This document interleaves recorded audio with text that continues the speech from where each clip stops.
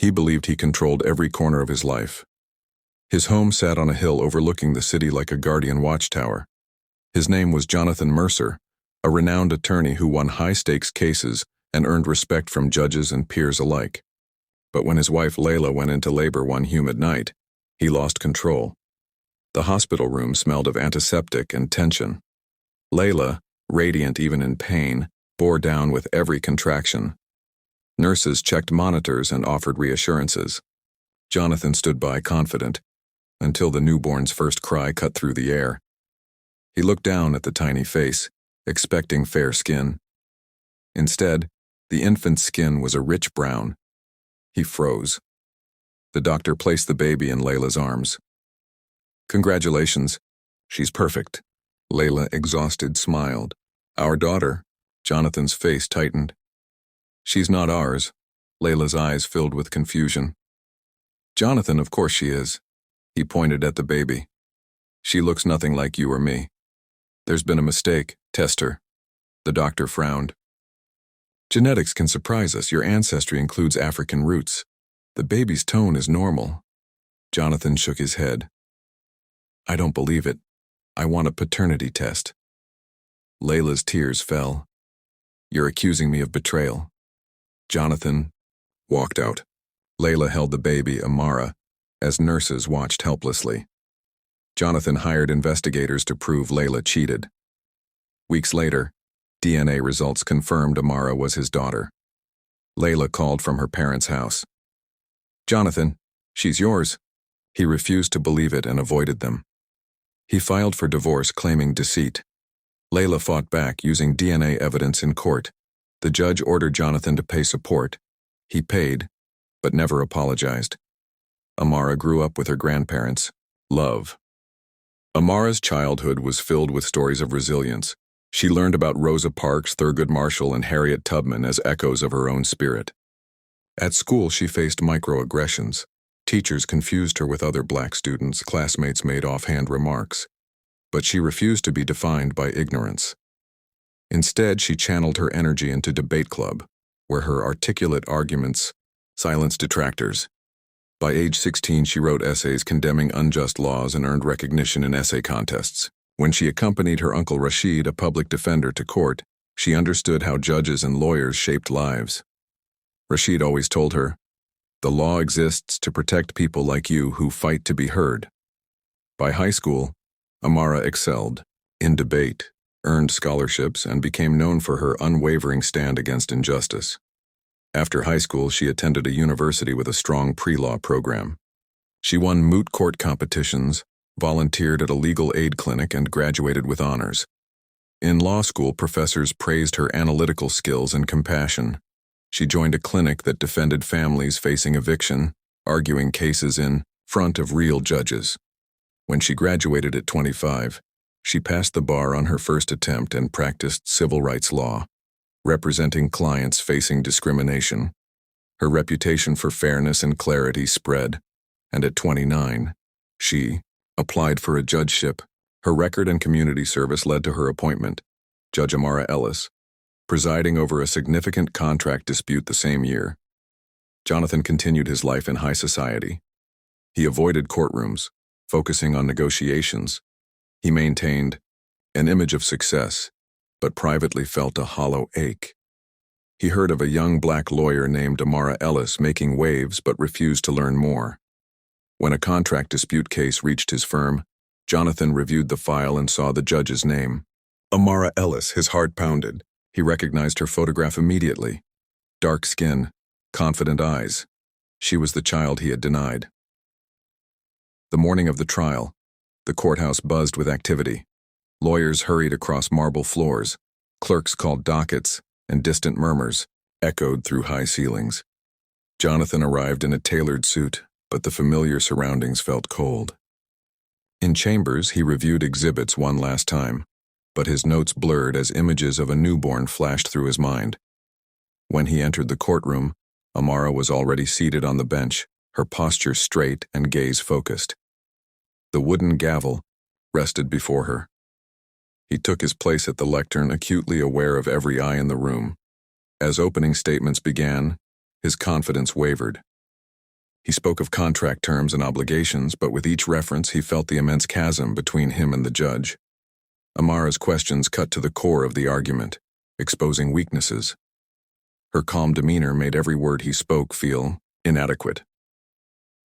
He cited precedents to support his client, but his mind kept returning to the moment he had denied her at birth. Amara remained professional. She clarified issues, guided the proceedings, and listened attentively. Her composure intensified his shame. He fought to present a strong case, citing relevant case law and dissecting contract details, but he could not push away memories of that hospital room. When closing arguments concluded, she thanked counsel and took a moment to review her notes. Her verdict was concise.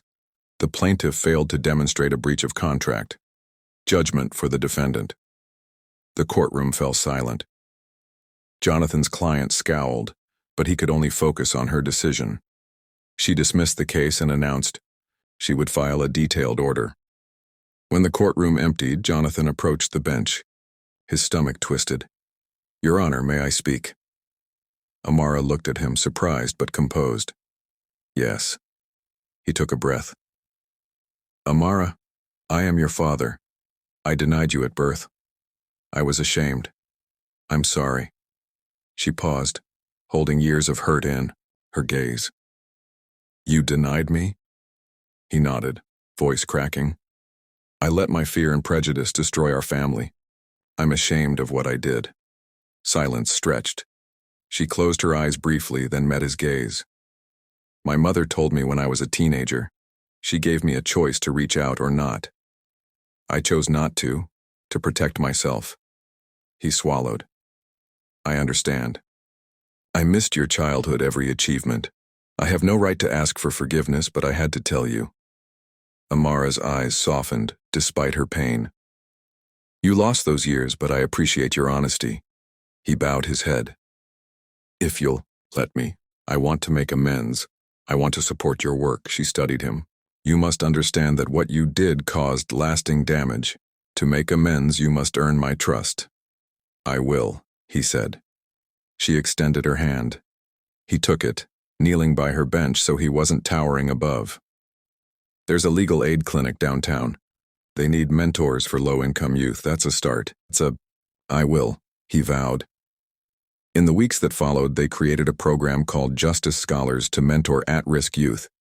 They recruited law students and volunteer attorneys, hosted tutoring sessions, and raised funds to provide college scholarships. One afternoon, they visited a juvenile detention center. Amara spoke with young men facing felony charges, sharing her own experiences with prejudice and the power of perseverance. Jonathan organized a workshop on legal rights, teaching detainees how to navigate hearings and await due process. One memorable case involved a teenager wrongly accused of theft. With Amara's legal insight and Jonathan's resources, they secured pro bono representation that overturned the conviction. The teen, now free, looked at them with gratitude that brought tears to their eyes. At community forums, they discussed bail reform and sentencing disparities. Jonathan's speeches reflected quiet humility. Amara's comments were rich with empathy. Together, they lobbied lawmakers for legislation to reduce mandatory minimums and invest in rehabilitation. One afternoon, after a successful fundraiser, they stood outside the clinic. The sun cast long shadows. A group of children ran past laughing, clutching notebooks. Jonathan turned to Amara, seeing her full of life and purpose. "I don't deserve any of this," he said quietly. She looked at him. "You're here now, doing the work." He swallowed. "I want to be a better father, a better man." She nodded. "Actions matter more than words. Keep showing up." He offered a small smile. "I will." Weeks later, they were invited to speak at a community forum on criminal justice reform. Standing side by side on stage, they shared stories of redemption and resilience. The audience listened, rapt.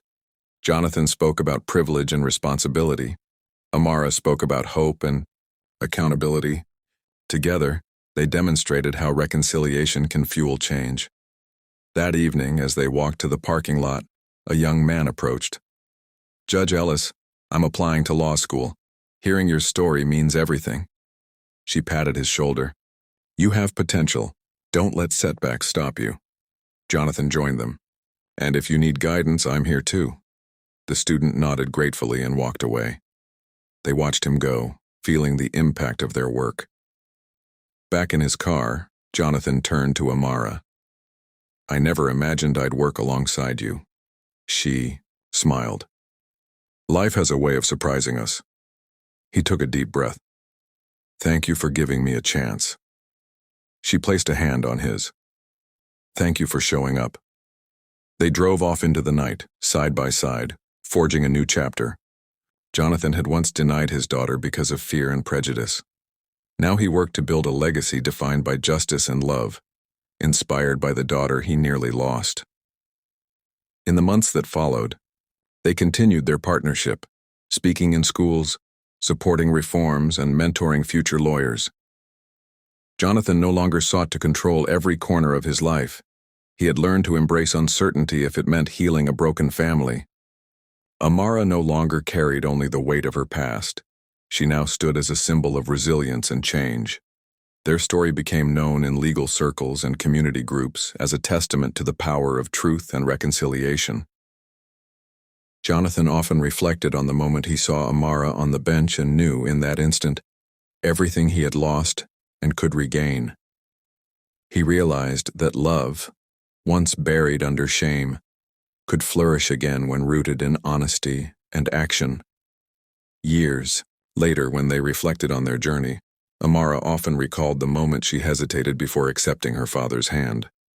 She recognized how hard it had been to forgive, but also how much healing awaited them. Jonathan marveled at her strength and resilience, realizing redemption was not about erasing the past, but forging a future built on trust.